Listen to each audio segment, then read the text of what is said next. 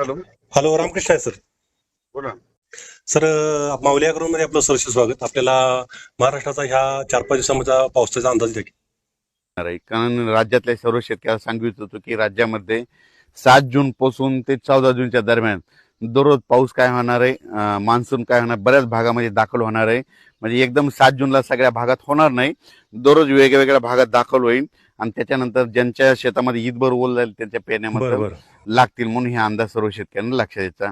राज्यातल्या सर्व शेतकऱ्याला सांगू इच्छितो की आता जे केरळमध्ये मान्सून जे दाखल झालाय ते पुढे बरं. सरकल आहे.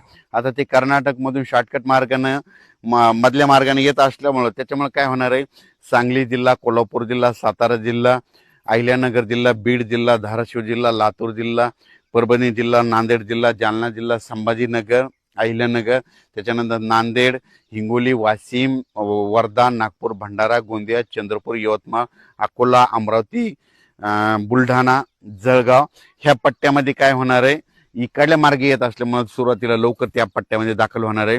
पण 7 तारखेला सगळीकडे होणार नाही. 7 तारखेला तो सुरुवातीला काय होईल म्हणजे दक्षिण महाराष्ट्राकडून पुढे आलेलं दिसेल, काही भागामध्ये येईल. 8ला तो आणखीन पुढे सरकेल, 9ला आणखीन पुढे त्याची व्याप्ती वाढत आहे, 10, 11, 12 पर्यंत जवळपास संपूर्ण महाराष्ट्राचा कव्हर करील.